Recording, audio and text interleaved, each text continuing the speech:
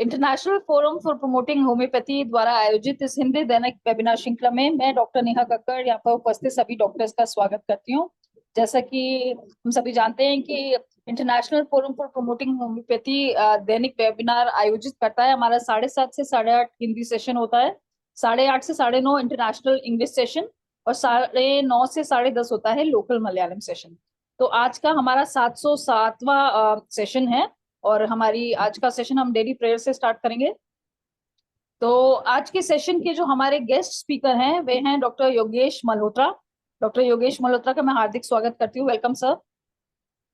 Doctor Yogesh thank you का ma'am. एक छोटा सा इंट्रो दूंगी। बीएचएमएस हैं और पिछले 24 साल से होम्योपैथी प्रैक्टिस कर रहे हैं। ऑनलाइन और ऑफलाइन टीचिंग में भी इन्वॉल्व हैं और प्रैक्टिस भी अपनी कर रहे हैं। तो आज का जो इनका सेशन है वो है टाइप 2 डायबिटीज में हम कैसे प्रैक्टिकली होम्योपैथी से मैनेज कर सकते हैं केसेस, उसके ऊपर ये हमारे साथ नॉलेज अपनी और अपना एक्सपीरियंस शेयर करेंगे। तो डॉक्टर योगेश आप सेशन स्टार्ट कर सकते हैं sir. Thank you ma'am, thank you. First of all thank you ma'am for giving this platform. And first of all, जैसे मैंने अभी सुना, मुझे नहीं मालूम था कि you are doing continuously session आप कर रहे हैं। बहुत अच्छी और बहुत डिफिकल्ट है इसको मैनेज करना, right? You are really doing a very nice job. क्योंकि हम अगर वीकली भी करते हैं तो हमें पता है कि उसके लिए कितनी एफर्ट चाहिए होती है। सो सारा very effort nice ma'am, doctor and Sahni thanks for और गिविंग मी टीम है, दिस हम लोग प्लेटफॉर्म। पीछे की टीम है। डॉक्टर साहनी का एफर्ट है मेन। वो आज है नहीं है, आज प्रेजेंट, सर को जी कहीं मैम, बाहर जी। जाना था तो इसलिए रियली उन्हीं का एफर्ट नाइस। है। हम तो पीछे पीछे उनके अनुयायी हैं। हम जितना हमारे से we are able to help and do our best for the homeopathy and all the doctors. Yes जी जी, नहीं बहुत अच्छा है मैम, बहुत अच्छा। बहुत रेयर होता है ये चीज देखने में मिलती है ma'am, right? Thank you for giving the platform ma'am. अच्छा, आज का क्योंकि टाइम बिल्कुल शॉर्ट है, सर ने बताया कि सबसे इम्पोर्टेंट चीज जो आपके ग्रुप में है वो दैट इज टाइम। टाइम हाँ, बिल्कुल 1 घंटे का परफेक्ट टाइम होना है सर। चाहिए, यानी कि हाँ, हम 1 घंटे का मतलब टाइम है 8:30। आप जी हाँ बिल्कुल। जी। I will wind up. और मैं चाहूंगा कि यहाँ पर मैं ना डिस्कस करूँ मेडिसिन के बारे में जो डायबिटीज की हैं, क्योंकि उसका हम सभी मेडिसिन यूज करते हैं डायबिटीज के लिए ना। पर अब जो भी मैं आपसे डिस्कस करने जा रहा हूँ, मैं क्यों डिस्कस करने जा रहा हूँ? I am basically diabetic. मैं डायबिटिक था काफी सालों से। मेरा ये चल रहा था कि मैं प्री डायबिटिक स्टेज में था और मेरा वेट बिल्कुल स्टेबल चल रहा था। And suddenly one day I feel कुछ सिम्टम्स लगे मुझे, जैसे कि जो इश्यूज आ रहे थे। एंड जब मैंने अपनी ब्लड शुगर चेक कराई, it came out to be 8.6 और 8.7 I think HbA1c। And I am wondering कि I am not eating much sugars, मैं ज्यादा शुगर्स नहीं ले रहा हूँ। मैं ऑलमोस्ट नील शुगर्स पे था। मैं कोई चाय में शुगर नहीं ले रहा, मैं कुछ एक्स्ट्रा शुगर्स नहीं ले रहा, स्वीट्स नहीं खा रहा, कुछ नहीं कर रहा। Still my HbA1c so high and all the symptoms which are relating to diabetes वो मेरे में बहुत स्ट्रांगली थे यहाँ पर। तो उस चीज ने मुझे ये प्रूव किया कि how to understand this basically. Being a homeopath, कई बार हम ये मिस्टेक करते हैं कि हमारे सारा फोकस उसके ऊपर होता है, मेडिसिन के ऊपर, राइट? वहां पर हम जो पैथोजेनेसिस है वो भूल जाते हैं, हम वो सिस्टम कैसे इफेक्ट होता है वो भूल जाते हैं। सो टुडे मैं दो चीजों पे इस पे वर्क आपसे के साथ डिस्कस करूंगा कि एक, बॉडी में ये कैसे इफेक्ट करती है, क्या क्या हार्मोन्स हैं जो इसके साथ एसोसिएटेड हैं, कैसे हम डाइट को ऑल्टर कर सकते हैं। बहुत सारी चीजें हैं जो हम हमें कई बार नहीं मालूम होती, जैसे वॉक करनी है कि रनिंग करनी है। हम पेशेंट हमसे सब एकदम से पूछ लेते हैं कि वॉक करनी चाहिए कि रनिंग करनी चाहिए। हमारा लॉजिकल माइंड कहता है रनिंग में ज्यादा एनर्जी यूज होएगी, तो रनिंग में हम फैट लूज करेंगे, राइट? लॉजिकल माइंड ऐसे वर्क करता है। ऐसे ही डाइट, हमें कोई कहता है कि मैं गुड़ खा लेता हूँ, मैं शुगर नहीं खाता हूँ, प्रोसेस नहीं खाता हूँ, मैं गुड़ खा लेता हूँ, शक्कर खा लेता हूँ, राइट? जहाँ मैं नहीं खाता हूँ, मैं काफी देर तक फास्टिंग में रहता हूँ। So when I understood this whole process of diabetes, क्योंकि this is a lifestyle disorder, जो डायबिटीज मेलाइटस है टाइप 2 है। 1 मिनट। हाँ जी मनप्रीत जी, नहीं हो नहीं हो सकती। तो जो टाइप 2 है डायबिटीज, अब उसमें क्या है, तब मैंने जब उसको क्लोजली अंडरस्टैंड किया कि व्हाई इट इज हैपनिंग, अगर मैं शुगर्स नहीं ले रहा हूँ, अगर मैं इतना ज्यादा कार्ब्स नहीं खा रहा हूँ, तो मेरे साथ ये चेंजेस क्यों आ रही हैं, इन्फ्लेमेटरी स्टेट्स क्यों आ रही है, राइट? मेरी आइस में प्रॉब्लम आ रही थी और कितना कुछ हो रहा था, व्हाई इट इज हैपनिंग। तो उसमें मैंने अंडरस्टैंड किया कि there are too many complex thing which is going on. तो वो आज हम डिस्कस करते हैं कि उसमें क्या क्या था ऐसा। सो पहले एक जिसे हम कहते हैं ना फिजियोलॉजिकली बॉडी में शुगर करती क्या है, हाउ इफेक्टिव, वो हमें इफेक्ट कैसे करती है, राइट। मैम एक मिनट होल्ड करना।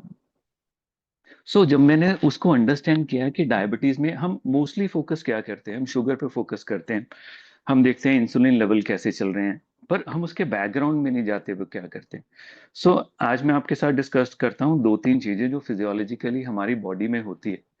जैसे ही देखो हम रात को सोते हैं, राइट, दो चीजें बॉडी में ग्रो करती हैं, एक ग्रोथ हार्मोन होते हैं, एक मेलेटोनिन होते हैं।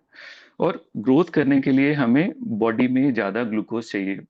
तो वहां पर जाके जो हमारा इंसुलिन लेवल है बेसिकली उसकी सेंसिटिविटी है वो फॉल करती है। ऐसे ही जब सुबह हम उठने लगते हैं, राइट, 3-4 बजे, 4 बजे के बाद बेसिकली 4 के बजे के बाद हमारी बॉडी रेडी होना शुरू होती है फॉर वेकिंग, राइट, क्योंकि हम एक तरह से हाइबरनेटिंग स्टेट में होते हैं। और उसको वेक करने के लिए जो सबसे इंपॉर्टेंट हार्मोन है वो है कॉर्टिसोल। वो 4 बजे के बाद और मैक्सिमम 8 बजे तक, राइट, 7 से 8 बजे के बीच में वो पीक पे चले जाता है। और कॉर्टिसोल हार्मोन है क्या basically? Cortisol hormone is known for fight and flight.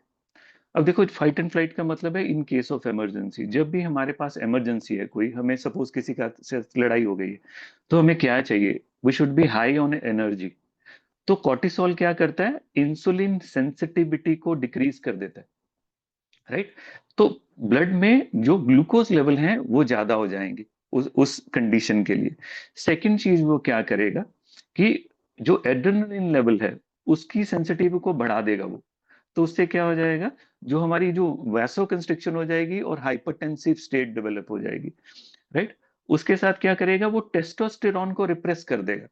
Then हम सोचते हैं कि हाउ वो टेस्टोस्टेरोन को कैसे रिप्रेस कर देगा, क्योंकि जो कॉर्टिसोल होता है और जो टेस्टोस्टेरोन है उसका प्रिकर्सर सेम है, बिल्कुल सेम प्रिकर्सर है उसके। तो टेस्टोस्टेरोन रिप्रेस हो गया, राइट, इंसुलिन की सेंसिटिविटी कम हो गई और एड्रेनलिन की सेंसिटिविटी बढ़ गई उस कंडीशन में। अब ये नॉर्मल फिजियोलॉजी है कि जब हम सुबह उठते हैं तो जैसे ही हम कुछ खाते हैं तो इंसुलिन लेवल रेज हो जाते हैं, जो कॉर्टिसोल है वो डिक्रीज हो जाते हैं। और यहाँ पर एक ट्रांजिशन है जो होती है, पर यहाँ पर एक हम गलती करते हैं क्योंकि ये ट्रांजिशन बहुत ज्यादा सटल होनी चाहिए। कई बार क्या होता है, हम बेड टी लेते हैं और उसमें शुगर होती है, या उसके साथ हम बिस्किट खा लेते हैं, तो एक डायरेक्ट सर्ज ऑफ इंसुलिन आती है जो कि काउंटर कॉर्टिसोल है, ऑपोजिट है कॉर्टिसोल से।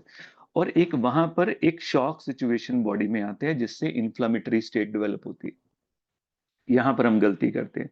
दूसरा क्या होता है, जब भी ये स्ट्रेस हमारी बॉडी में कंटिन्यूस प्रोसेस हो जाता है, सपोज ये स्ट्रेस हमें रेगुलर रह रहा है, उसमें क्या होएगा, हमारी बॉडी मोर ऑन कॉर्टिसोल रहती है, लॉन्गर ड्यूरेशन के लिए कॉर्टिसोल पे रहती है, मतलब फाइट एंड फ्लाइट रिएक्शन में। वहां पर जब मोर कॉर्टिसोल पे रहती है तो उसका प्राइम फंक्शन क्या होता है कि ग्लूकोज को ब्लड में मेंटेन करके रखना, इंसुलिन की सेंसिटिविटी को रिड्यूस कर देना। अब इंसुलिन की सेंसिटिविटी रिड्यूस है, ग्लूकोज लेवल ब्लड में ज्यादा है, ब्रेन और बॉडी उसको पिक करती है कि इस ग्लूकोज को डाउन होना चाहिए। उस कंडीशन में क्या होता है, जो पेनक्रिया है वो पुश होता है, पेनक्रिया अपने आप को पुश करता है, इंसुलिन की क्वांटिटी को बढ़ाता है टू बैलेंस दैट ग्लूकोज। मगर उसकी सेंसिटिविटी कम है, वो वर्क नहीं कर पाएगी। यहाँ पर मेजर फॉल्ट डेवलप होता है जिसको बोलते हैं इंसुलिन रेजिस्टेंस।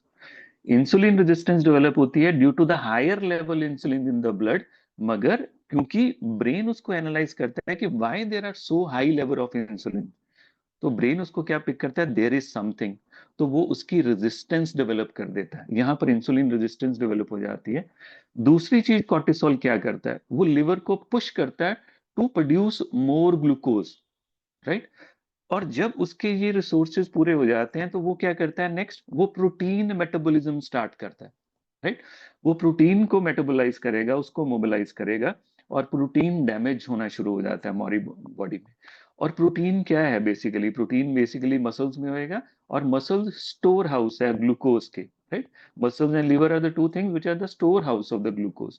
अब प्रोटीन कम होना शुरू हो गया तो बॉडी में देखो क्या हो रहा है, एक ग्लूकोज बॉडी में रिटेन रह रहा है, क्यों, क्योंकि कॉर्टिसोल के कारण। दूसरा, इंसुलिन की सेंसिटिविटी रिड्यूस कर दी है उसने, जिसके कारण अब वो दोबारा से मसल में, बॉडी में यूज नहीं कर पा रहे हैं हम उसको। तीसरा, इंसुलिन रेजिस्टेंस डेवलप हो रही है, जिसके कारण इंसुलिन वर्क नहीं कर पा रही है और पेनक्रिया उसको पुश करने के चक्कर में वॉर्न आउट हो रहा है। तीसरा, प्रोटीन डैमेज के कारण we are low on now protein, हम प्रोटीन लूज कर रहे हैं। जैसे मैंने अपने केस में बताया कि मेरा वेट स्टेबल है, अब हो क्या रहा है वहां पर, मेरा वेट क्यों स्टेबल है कि जो मेरी प्रोटीन डैमेज हो रहा है, जो मेरा प्रोटीन लॉस हो रहा है, उसको पूरा कौन कर रहा है, उसको पूरा कर रहा है फैट। तो इस कंडीशन में क्या हो रहा है, जो प्रोटीन था उसको रिप्लेस कर रहा है फैट उस कंडीशन में, राइट। और दूसरा क्या मैंने बोला आपको, क्योंकि हाई कोर्टिसोल है वो टेस्टोस्टेरोन को कम कर रहा है, मूवमेंट टेस्टोस्टेरोन आर लो, वो मसल बिल्डिंग को लूज कर देगा। सो कितनी जगह से प्रोसेस चल रहा है जिसमें हम प्रोटीन, दोनों तरफ से प्रोटीन डैमेज हो रहा है जिसने ग्लूकोज को स्टोर करना है। तीसरा, उसकी मेटाबॉलाइजेशन भी नहीं हो रही ग्लूकोज की, वो ब्लड में रह रहा है। चौथा, इंसुलिन रेजिस्टेंस डेवलप हो रही है। तो ये जो कॉम्प्लिकेटेड प्रोसेस है। और तीसरा एक और होता है इसमें जिसको हम मिस करते हैं, इस कंडीशन में नॉर्मली जो फैट है वो बॉडी में इंक्रीज हो जाती है। और फैट जब भी स्ट्रेस के कारण आती है, अगर आप कभी भी देखना अपने पेशेंट्स में, अगर वो स्ट्रेस कंडीशन में चल रहा है, फैट बेली में आती है, राइट, बेली फैट ज्यादा हो जाती है। यहां पर कॉर्टिसोल क्या करता है, कॉर्टिसोल यहां पर उस बेली फैट में एक्ट करेगा और टेस्टोस्टेरोन को ईस्ट्रोजन में कन्वर्ट कर देगा। अब ईस्ट्रोजन एक्सेस हो जाएगा, टेस्टोस्टेरोन और लो हो जाएगा, ये एक्स्ट्रा लो हो जाएगा उस कंडीशन में। So due to oestrogen body family female like हो जाएगी, यानी कि और ज्यादा फैट स्टोरेज इंक्रीज हो जाएगी, particularly on the हिप्स, on the buttocks, on the chest. तो सारी बॉडी का जो कंपोजिशन है वो सारा खराब हो जाएगा। So this is a very complex process, very complex. So ये बहुत इंपॉर्टेंट है इसको अंडरस्टैंड करना कि कॉर्टिसोल कैसे इफेक्ट करता है और हम इसको कैसे ओवरकम कर सकते हैं, कैसे इसको, इसके इफेक्ट को ओवरकम कर सकते हैं। और यहाँ पर जो क्लिनिकली मैं यूज करता हूँ, जब भी मेरे पास ऐसी कंडीशन में पेशेंट आता है जिसमें ऑब्वियस साइन है कॉर्टिसोल एक्टिविटी के उसकी बॉडी में, राइट। ऑब्वियस साइन कौन से हो सकते हैं? First, high glucose level. Second, excessive fat, बहुत ज्यादा फैट, राइट। फैट उसके फेस पे बहुत ज्यादा आ जाएगी और टमी पे बहुत ज्यादा आ जाएगी, जो उसके कॉर्टिसोल के साइन है। तीसरा, उसकी नींद, ये बहुत इंपॉर्टेंट है, क्योंकि मैंने आपको स्टार्टिंग में क्या बताया, कॉर्टिसोल पेशेंट को जगाता है, उसको उठाता है सुबह। तो इसलिए अगर हाई ऑन कॉर्टिसोल रहेगा, उसकी नींद बार बार खुलेगी, बार बार डिस्टर्ब होगी। जैसे हम नेट्रम्यूर में पढ़ते हैं, फ्रीक्वेंट वेकिंग है, थोड़ी सी भी आवाज से नींद खुल जाती है, थोड़ी सी डिस्टर्बेंस से नींद खुल जाती है, due to the stress. It is due to the high cholesterol cortisol level, right. Tired रहेगा बहुत ज्यादा, weight gain, appetite for sugars and carb, this is very important कि वाई देर इज अ, जब भी कॉर्टिसोल ज्यादा होएगा, आप कितनी बार सुनते होगे, जब भी डिप्रेशन होता है या स्ट्रेस आता है, भूख बढ़ जाती है। This is due to the high cortisol level. Basically cortisol level जब हाई होता है, appetite for sugars and carb बढ़ जाते हैं। और ये एक कॉम्प्लीमेंट्री प्रोसेस भी है, मैं आगे जाके आपको बताता हूँ, जो अभी बता देता हूँ। नॉर्मली बॉडी का प्रोसेस क्या है इस डाइट को और एनर्जी को मेंटेन करने के लिए। जब हम गुड ऑन एनर्जी होती है, इंसुलिन सिक्रीट होती है और इंसुलिन यूज करती है बॉडी को स्टोर करने के लिए और ग्लूकोज यूज करने के लिए। जब इनफ स्टोरेज हो जाती है, उस समय हमारी बॉडी में जो फैट सेल हैं वो एक हार्मोन प्रोड्यूस करते हैं, लेप्टिन। लेप्टिन जाके ब्रेन पे वर्क करता है और हमारे सेंटर को स्टिमुलेट करता है, जो एपिटाइट से रिलेटेड है, और वो एपिटाइट को बंद कर देता है। ये कॉमन फिजियोलॉजिकल प्रोसेस है। मगर जैसे मैंने आपको बताया, in case of high cortisol level, the patient will go into the insulin resistance. तो यहाँ पर एक कॉम्प्लीमेंट्री, एक एसोसिएटेड इफेक्ट है इंसुलिन का लेप्टिन के साथ, क्योंकि दोनों ये एनर्जी को मेंटेन करने के लिए यूज होते हैं। तो जैसे ही इंसुलिन रेजिस्टेंस आती है, साथ में लेप्टिन रेजिस्टेंस भी आ जाती है, क्योंकि एक्सेसिव फैट बन रहा है, एडिपोज टिश्यू ज्यादा बन रहे हैं, जिसके कारण लेप्टिन प्रोडक्शन भी बढ़ जाती है, राइट। जैसे ब्रेन उसको पिक करता है कि ज्यादा इंसुलिन बढ़ रहा है, there is some issue with the body, मैं इंसुलिन की सेंसिटिविटी को कम कर देता हूं। ऐसे ही जब ज्यादा लेप्टिन बनना शुरू हो जाता है, तो लेप्टिन की सेंसिटिविटी भी ब्रेन में कम हो जाती है। लेप्टिन ट्रिगर नहीं कर पाता उसको, ब्रेन को, कि बस और नहीं खाना, और भूख बढ़ जाती है। So this is how these hormones are related into that condition. Right. तो अगर आप देखोगे उस कंडीशन में क्या हुआ, एपेटाइट बढ़ गई, frequent waking, tiredness, weight gain, naturally टेस्टा कम हो जाएगा, लिपिडो कम हो जाएगी, एक्ने इंक्रीज हो जाएंगे। आजकल जो आपके पास पीसीओडी के केसेस आ रहे हैं उसके पीछे इसका बहुत बड़ा रोल है। ब्रेन फैट का आ जाना, इम्यून सिस्टम का रिप्रेस हो जाना, क्योंकि इम्यूनिटी रिप्रेस हो जाती है जब भी फाइट एंड फ्लाइट में आती है बॉडी। सो ऑटो इम्यून डिसऑर्डर्स और जल्दी फ्रीक्वेंट इलनेस इसमें आ जाएगी। और दूसरी एक बहुत स्ट्रांग जिसके कारण आईबीएस आता है, वो भी इसके साथ रिलेटेड है, कि जब कॉर्टिसोल बढ़ जाता है बेसिकली वो एड्रेनलिन की सेंसिटिविटी को इंक्रीज करता है फॉर फाइट एंड फ्लाइट। वहां पर क्या होता है, वैसो कंस्ट्रिक्शन। जब वैसो कंस्ट्रिक्शन होती है इट लीड्स टू हाइपरटेंशन, और वहां पर होती है विसरा की हाइपर उसकी हाइपर वेंटिलेशन, बेसिकली वहां पर ब्लड की सर्कुलेशन बढ़ जाती है विसरा की, और उसके कारण गट मोबिलिटी, गट परमेबिलिटी, और जो गट का फ्लोरा है वहां इम्बैलेंस हो जाता है, और उसके कारण आईबीएस आ जाता है। तो ये आपस में रिलेटेड है, ये सब कुछ बॉडी में हो रहा है। तो यहाँ पर ऐसे अगर मेरे पास फ्रीक्वेंट केसेस, अगर कुछ भी ऐसी सिचुएशन आती है, वहां पर मैं जरूर कॉर्टिसोल को यूज करता हूँ। रेमेडी अगर आप यूज करो कॉर्टिसोल, वो बहुत हेल्पफुल है। सो ये तो उसके पीछे की बैकग्राउंड है, जो रिलेशन है कॉर्टिसोल का बॉडी के ऊपर। अनदर चीज जो मुझे समझ आई अपने केस में, कि अगर मैं शुगर ज्यादा नहीं भी ले रहा हूं, फिर क्यों मेरे में ये सारे सिम्टम्स आए, जहाँ ये सारे चेंजेस मेरे में क्यों आ रहे हैं, मेरे लिपिड्स क्यों इंक्रीज हो गए, मेरी बॉडी में चेंज क्यों आ गई, मेरी बाकी की जो प्रॉब्लम्स हैं डायबिटीज के जो कॉमन सिम्टम है वो क्यों आ रहे हैं, और मेरी HbA1c क्यों बढ़ रही है। Then I came to know about the concept of glucose spike. आप ये अपने पेशेंट्स में जरूर देखा करो, ग्लूकोज स्पाइक, राइट। हर डाइट, फॉर एग्जांपल आप कुछ भी खाते हो उसका एक ग्लाइसेमिक इंडेक्स है, राइट। आप सबको मालूम होएगा, आप सभी एजुकेटेड और इतने प्रैक्टिक इतने सालों से प्रैक्टिस कर रहे हो। फॉर एग्जांपल कोई डायबिटिक पेशेंट आपको बोलता है कि मैंने जूस पिया, राइट, तो आप उसको बोलते हो यार जूस मत पियो।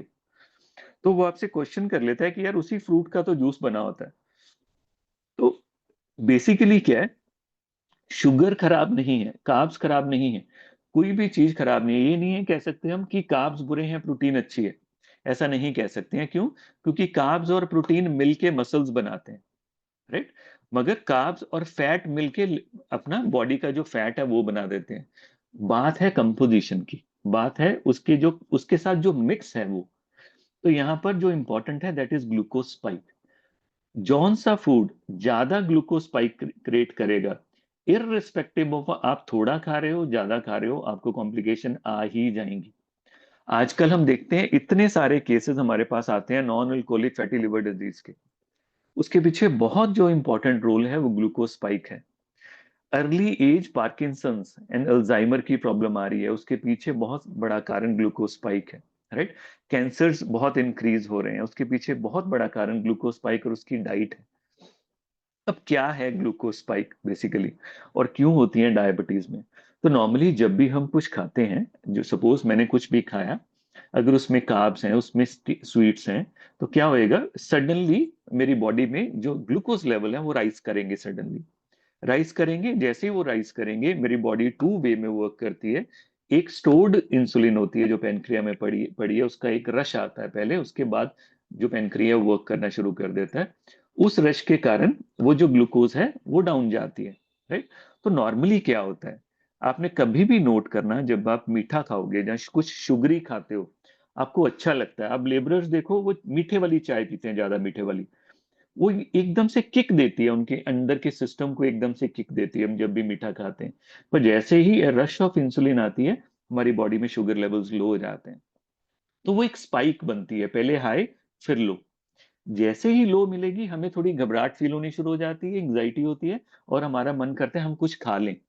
तो ये जो निकनैक, जो नैगिंग, जो फॉर एग्जांपल स्नैकिंग करने की आदत है, थोड़ी थोड़ी देर बाद हमें लगता है कि कुछ खा लें, थोड़ी थोड़ी बार लगता है कि यार कुछ मीठा खाने का मन कर रहा है, थोड़ी थोड़ी देर बाद लगता है यार मुझे ऐसा लगता है मेरी शुगर कम होती है। वो और कुछ भी नहीं है, वो ग्लूकोज स्पाइक है। अगर आप इसको मैनेज कर लो, ग्लूकोज स्पाइक को, सब कुछ मैनेज हो सकता है। मेजर प्रॉब्लम जो डायबिटिक में आती है वो इन ग्लूकोज स्पाइक के कारण आती है। फ्रीक्वेंट ग्लूकोज स्पाइक, जितने ज्यादा ग्लूकोज स्पाइक होंगे फ्रीक्वेंट, उतनी ज्यादा कॉम्प्लिकेशन होगी। और सारा का सारा जो फूड की साइंस है वो यही है कि कैसे हम उसको रिड्यूस कर सकते हैं ग्लूकोज स्पाइक को। जैसे एप्पल का जूस पियोगे, उसका जो ग्लाइसेमिक इंडेक्स है वो बहुत हाई है, जो जूसेस का इंडेक्स है या शेक्स का है। पर वही उसको आप फ्रूट ले लोगे, क्योंकि उसमें साथ में क्या है, उसमें साथ में फाइबर है, वो उसको स्लो डाउन करता है, उसके डाइजेशन को, उसकी स्पाइक कम आएगी। ऐसे मिल्क देख लो आप, राइट। आप जैसे प्रोसेस्ड मिल्क लेते हो या स्किम्ड मिल्क ले लेते हो, उसका ग्लाइसेमिक इंडेक्स ज्यादा है। आप होल मिल्क लोगे, उसका जो ग्लाइसेमिक इंडेक्स कम है, राइट, क्योंकि उसमें फैट है ज्यादा, उसमें फैट की जो क्वांटिटी है वो ज्यादा रहेगी। तो ये जो ग्लूकोज स्पाइक है ये बहुत इंपॉर्टेंट है उस कंडीशन में। करता क्या है नॉर्मली, अब जितनी बार ये ग्लूकोज स्पाइक आता रहेगा बॉडी में, जितनी बार ग्लूकोज स्पाइक आता रहेगा, उतना ही जो फर्स्ट सिम्टम आएगा, that is inflammatory of the vessel, inflammation of the vessels. Inflammation cause करता है ये। एक मिनट।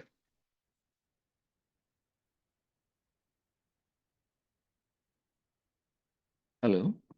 उधर अंकल अंकल ने फड़ाती सी बार मेडिसिन। हाँ, 500 ले ली। इन्फ्लामेशन कॉज करेगा, राइट। इन्फ्लेमेशन में क्या होएगा, एथेरोस्क्लेरोसिस होएगा, हार्ट अटैक एंड स्ट्रोक इसमें आएगा। दूसरी ये कंडीशन क्या करता है, high level of LDH and triglyceride, जितने ज्यादा स्पाइक उतने ही ज्यादा जो एलडीएच है वो इंक्रीज हो जाएगा।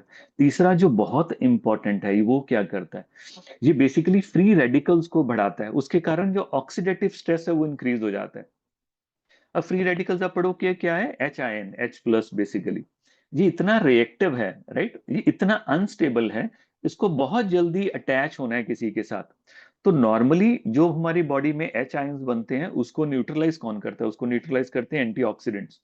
मगर जब ये बैलेंस खराब हो जाता है, एच आयन ज्यादा बन रहे हैं, हमारी बॉडी एसिडिक हो रही है।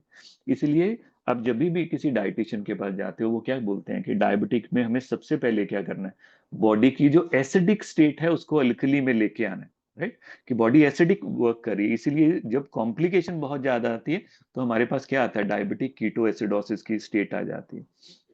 तो यहाँ पर जब एच आयन बहुत ज्यादा होंगे तो वो सीवीएस सिस्टम को इफेक्ट करेंगे, वहां पर क्या करेंगे, वो एलडीएल जो है उसको ऑक्सीडाइज करेंगे और प्लेक बना देंगे, जिससे ब्लॉकेज होगी। सेकंड क्या करेंगे, वो डैमेज करेंगे डीएनए को तोड़ेंगे, जिसके कारण क्या होगा, म्यूटेशन होगी, कैंसर्स हो जाएंगे। वो डैमेज करेंगे नर्व्स को, जिसके कारण अल्जाइमर्स एंड पार्किंसंस हो जाएगा।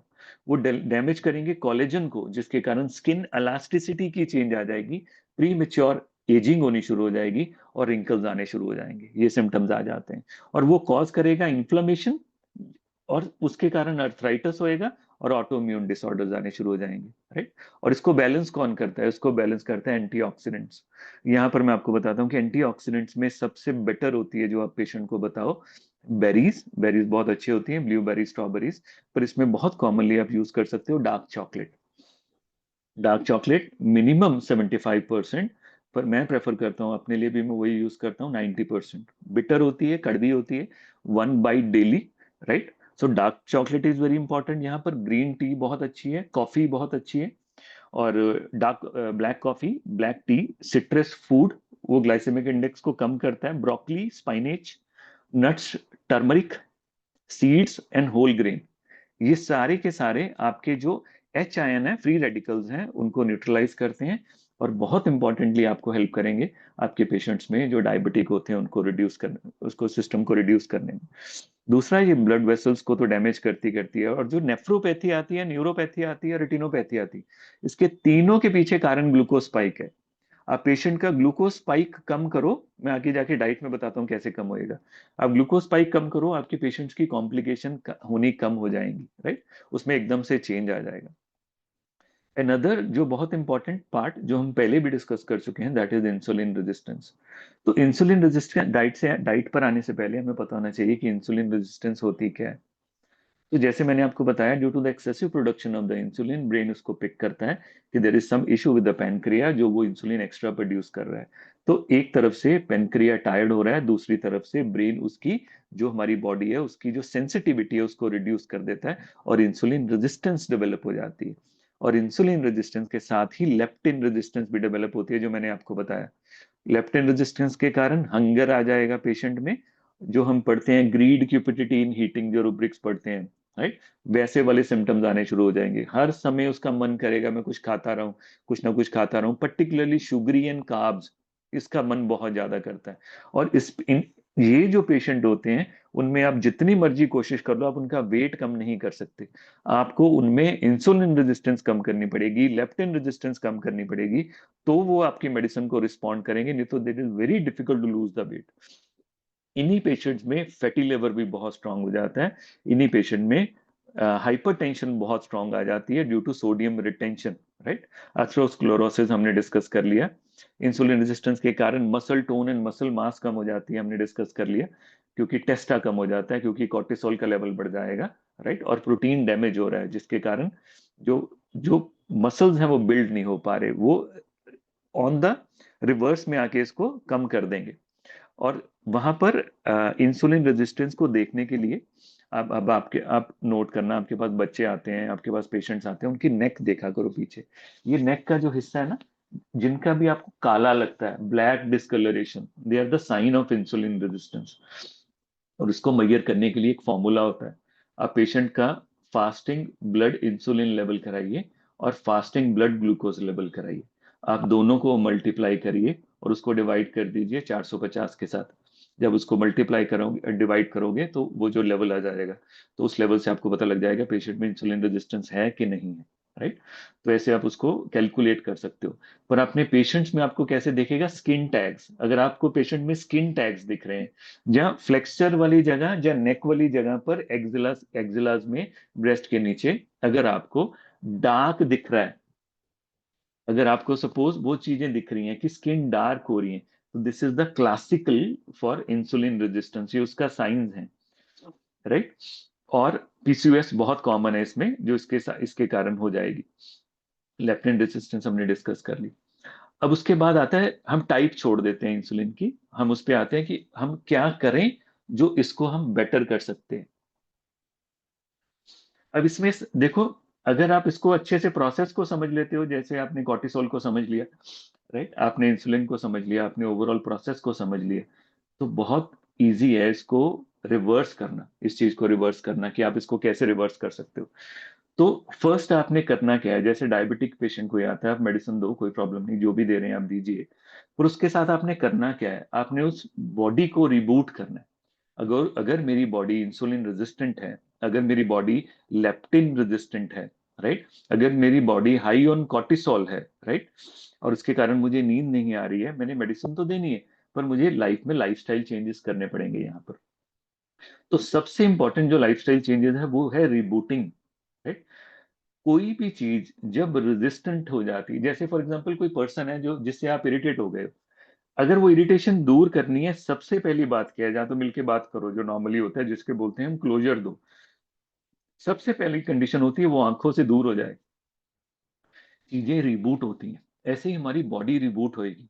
तो बॉडी हमारी रिबूट कैसे होएगी? अगर हम बिल्कुल ही शुगर नेगेटिव कर देंगे, बिल्कुल ही कार्ब्स को नेगेटिव कर देंगे, जितना लेंगे जितना सिर्फ हमारी एनर्जी के लिए जरूरत है।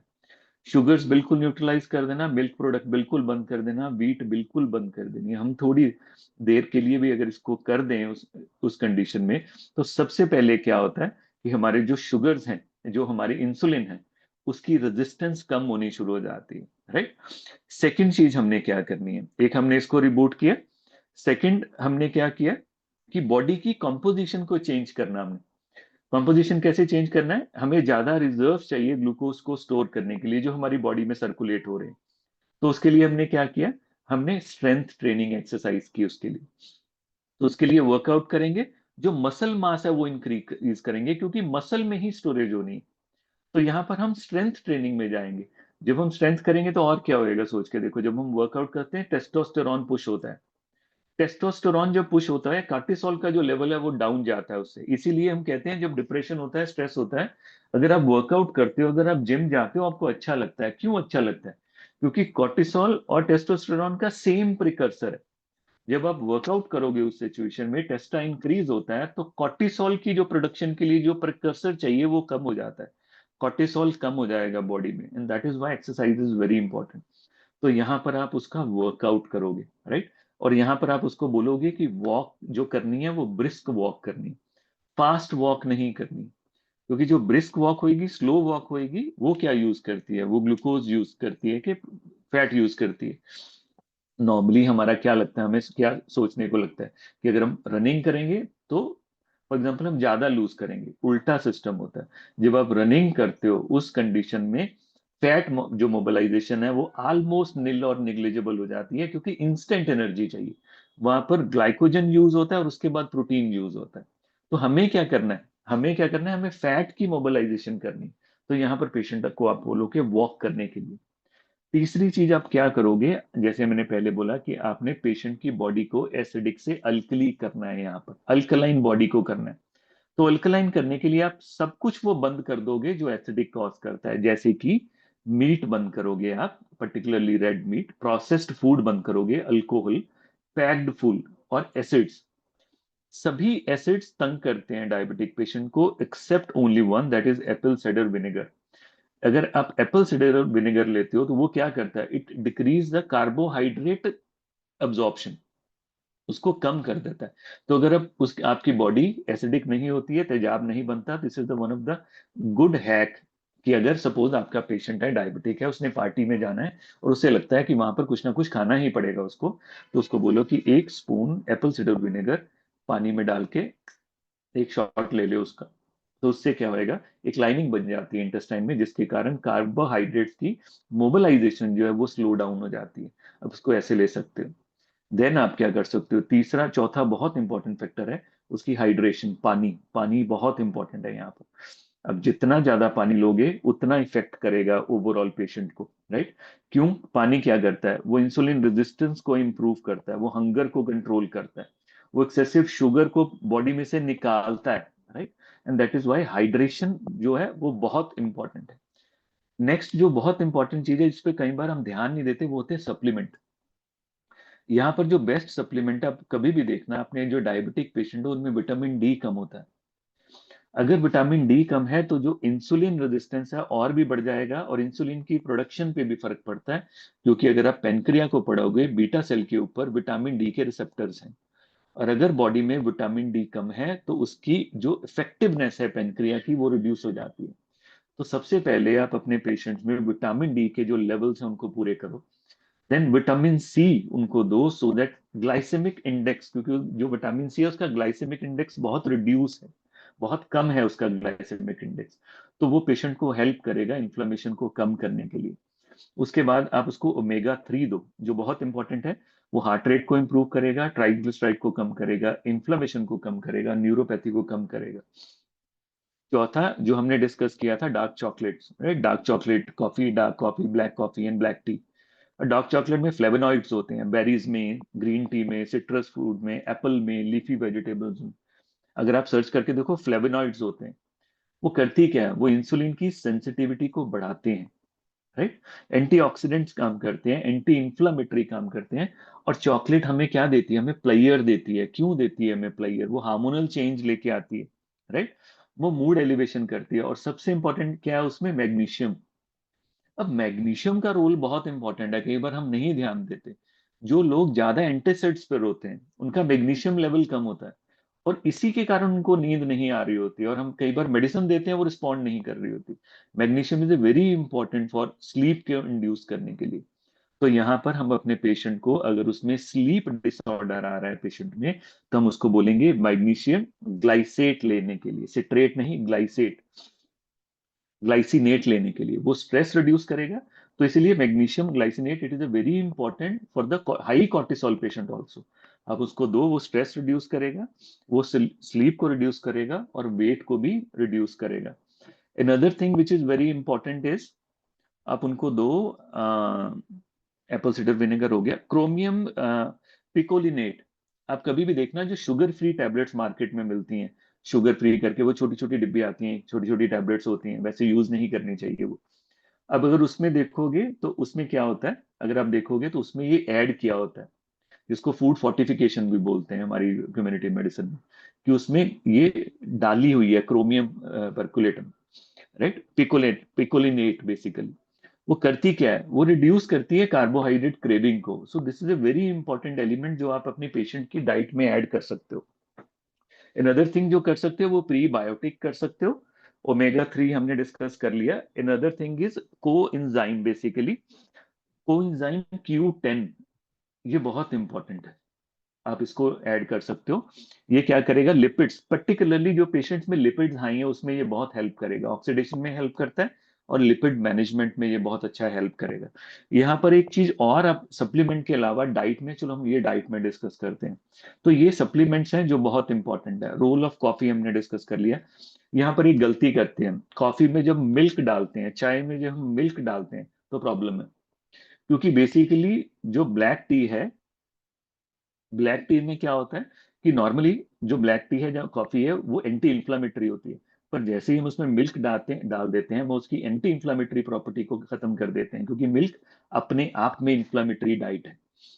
तो मगर सपोज अगर आप कहते हो कि हमने मिल्क लेना ही लेना है, तो उस कंडीशन में अगर हमारे पास दो प्रेफरेंस है, स्किम्ड मिल्क और होल मिल्क, तो हमें होल मिल्क की तरफ जाना चाहिए, क्योंकि होल